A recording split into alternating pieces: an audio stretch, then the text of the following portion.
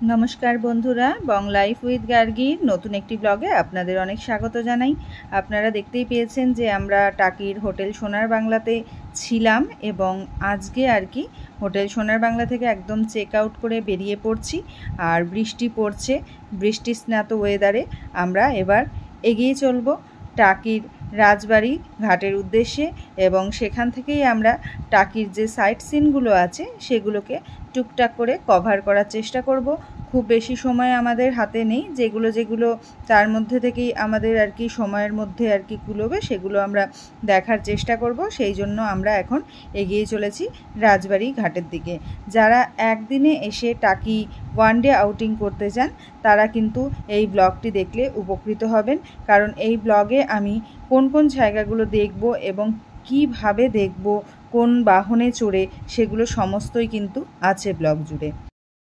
তো আমরা এসে পৌঁছেছি আর কি একদম রাজবাড়ি ঘাটের কাছে এবং এই জায়গা থেকেই কিন্তু টোটো বুক করে নিয়ে আমরা আমাদের পরবর্তী যে দর্শনীয় স্থানগুলি সেগুলো ঘুরে দেখব। এই দেখতে পাচ্ছেন যে রাজবাড়ি ঘাটের পাশেই এখান থেকে কিন্তু নৌকো ছাড়ে এবং নৌকোয় করে আপনারা যে ইছামতির নদীতে ভ্রমণ করতে পারেন। এইখানেই সেই সমস্ত ব্যবস্থা আছে এবং এখান থেকেই যে রাজবাড়ি ঘাটের এখান থেকে টোটোও পাওয়া যায়, আবার এখান থেকে ইছামতি ভ্রমণের জন্য যে নৌকো সেটাও এই ঘাট থেকেই কিন্তু পাওয়া যায়। তো এখন যেহেতু আমাদের কাছে সময়টা খুব বেশি নেই, তো আমরা এবারে আর নৌকো ভ্রমণ করছি না, আমরা এমনি সাইট সিনগুলো করছি।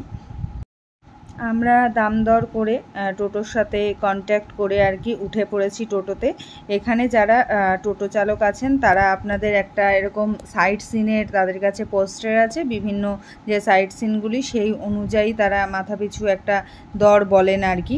তো সেইগুলোর মধ্যে থেকে আপনারা বেছে নিয়ে আপনাদের মতো করে সিলেক্ট করে সেই অনুযায়ী আপনারা দাম দর স্থির করে নেবেন। আমরা প্রথমেই যেখানে এসে উপস্থিত হয়েছে এটা হচ্ছে বিসর্জন সিনেমার শুটিং স্পট। যারা সিনেমাটা দেখেছেন তারা অবশ্যই বাড়িটার সাথে পরিচিতি আছে আপনাদের, বুঝতেই পাচ্ছেন যে সেই বাড়িটা যেখানে মেন আর কি জয়া আহসান এবং আবির চট্টোপাধ্যায় এখানেই ছিলেন আর কি। সমগ্র কাহিনীটা জুড়ে অনেকটা জায়গা জুড়ে এই বাড়িটা আছে। তো এখন বাড়িটার ভিতরে আর কি ঢুকতে দেওয়া হয় না, সামনে একটা দিয়ে বেড়া দিয়ে বেঁধে দেওয়া হয়েছে তালা দিয়ে। আমরা সেইখান থেকেই আর কি যতটা সম্ভব দেখার চেষ্টা করলাম। এরপরের আমাদের গন্তব্যস্থল হচ্ছে মিনি সুন্দরবন।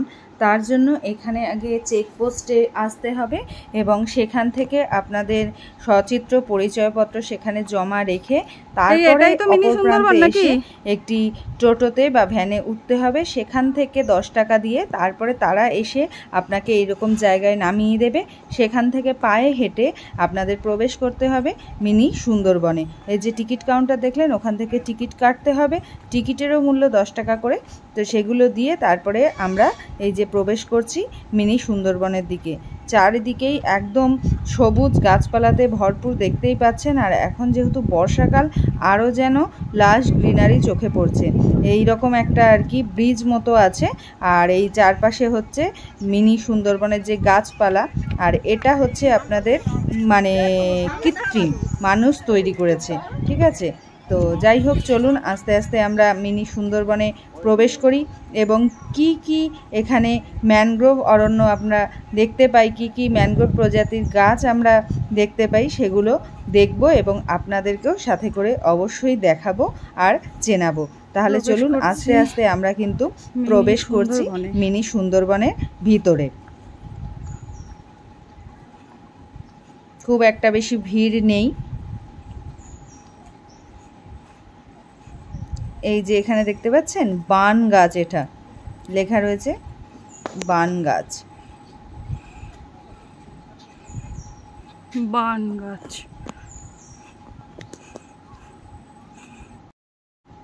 আর এই যে দেখতে পাচ্ছেন এটা হচ্ছে গেওয়া গাছ। আমরা ওই যে সুন্দরী গড়ান গেওয়া বইয়ের পাতায় পড়েছি, সেই গেওয়া গাছ হচ্ছে এই গাছটি। আর এই যে দেখতে পাচ্ছেন এটা হচ্ছে আপনাদের গোলপাতা। অনেকে কিন্তু এই মিনি সুন্দরবনকে গোলপাতার জঙ্গলও বলে থাকেন। এখানে অনেক কিন্তু গোলপাতার গাছ আমরা দেখতে পাচ্ছি। আর এই মিনি সুন্দরবনে কিন্তু এই ব্রিজের মধ্যে থেকেই আপনাদের যা যা দেখার তাই দেখতে হবে, ব্রিজের নিচে কিন্তু যাওয়া যাবে না। এই যে দেখুন, এটাও গেওয়া গাছ, দেখতেই পাচ্ছেন। আমি যেটা বললাম সেটা এখানে একদম লেখা রয়েছে, ব্রিজ থেকে নিচে জঙ্গলে নামা কঠোরভাবে নিষিদ্ধ। ব্রিজটা একদিকে এইদিকে চলে গেছে রিভার সাইডের দিকে, আমরা এখন যাচ্ছি রিভার সাইড, আর একটা দিক চলে গেছে ওয়াচ টাওয়ারের দিকে। এই যে জায়গাগুলো দেখছেন, এইসব জায়গাগুলোতে পূর্ণিমার সময়, কোটালের সময় কিন্তু ভালো আর কি জল থাকে। আর এখন অল্প অল্প জল আছে, এখন যেহেতু সেই ভরা কোটাল বা পূর্ণিমা নয়, কিন্তু এখানকার লোকেরা তাই বললেন। একদম পৌঁছে গেছি নদীর ধারে, আর ওই যে উল্টো দিকে দেখতে পাচ্ছেন ওটাই কিন্তু হলো বাংলাদেশ। যে সবুজ সবুজ গাছপালাগুলো দেখা যাচ্ছে, তো এখানকার আর কি একজন দাদা যিনি এখানে আইসক্রিম লেবু জল বিক্রি করছেন, তার থেকে জানা গেল যে উল্টো দিকের যে বাংলাদেশের এখান থেকে যে অংশটা দেখা যাচ্ছে সেই জায়গাটা হচ্ছে জেলা সাতক্ষীরা এবং গ্রামটার নাম হচ্ছে হারোদ্দা। তো এখানে উনি একটি বাইনোকুলার রেখেছেন, যিনি আইসক্রিম খাবেন তিনি বাইনোকুলার দিয়ে ভালো করে দেশ দেখতে পারেন। তো আমিও সেই জন্য একটুখানি লেবু জল খেয়ে বাইনোকুলারটা নিয়ে একটু দেখার চেষ্টা করলাম যে ভালো করে দেখা যায় কিনা। সত্যিই ভীষণ ভালোভাবে এবং কাছ থেকে খুব স্পষ্টভাবে আর কি যে ওপারটা আর কি আমার নজরে আসছিল, আর ভালো লাগছিল। ওপারটা মূলত দেখা গেল যে খুব একটা জনবসতি চোখে পড়েনি, কিছুটা সেই ইটভাটা মতো আর কি মনে হলো, আর নদীর পাড়টাই মূলত বোঝা যাচ্ছিল। তো যাই হোক, এখানে এসে এইরকম জায়গায় একটা উপরি পাওনাই বলতে পারেন, যে আইসক্রিম বা এই লেবু জলের পরিবর্তে আপনি বাইনোকুলার দিয়ে ভালোভাবে বেশ কাছের দূরের দেশটাকে খুব কাছের করে দেখতে পাবেন। তো আমিও সেই জন্য কিন্তু এই সুযোগটা একদমই হাতছাড়া করলাম না, দেখে নিলাম খুব ভালোভাবে বাংলাদেশকে একদম কাছ থেকে। তো এরপরে যে দাদা আর কি এই জিনিস বিক্রি করছেন তার সাথে পরিচয় করব।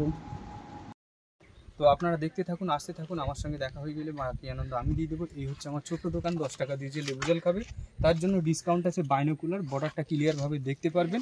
একদম, আমিও দেখতে পেয়েছি খুব ভালোভাবে। আর দাদার নাম কি একটু বলে দিন। হচ্ছে বাবুন সরকার, আমার ইউটিউব চ্যানেল আছে, ওখান থেকে আপনারা ভিডিও দেখতে পারেন। চ্যানেলের নাম হচ্ছে গোলপাতার জঙ্গল বাপন।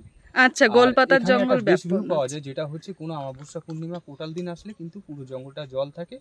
আর এই সামনে যে মাঠটা, এই মাঠে মাছ খেলা করে। তো আপনারা কিন্তু এই ভিউটা দেখতে চাইলে অমাবস্যা পূর্ণিমার দিন থেকে আসবেন। এই মানে প্রপারলি সুন্দরবনে যেমন জোয়ারের জলটা দেখা যায়, এখানেও কিন্তু দেখা যায়।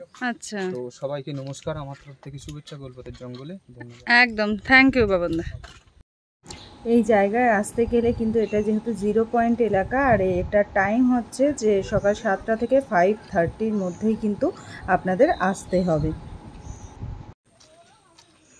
এবারে যাচ্ছি টাওয়ার সাইডের দিকে, ওদিকে রিভার সাইড ঘোরা হয়ে গেল, এটা হচ্ছে টাওয়ার সাইড। এইদিকেও দুপাশে পুরো জঙ্গল, এটা পুরোটাই তৈরি করা আর কি, ম্যানমেড।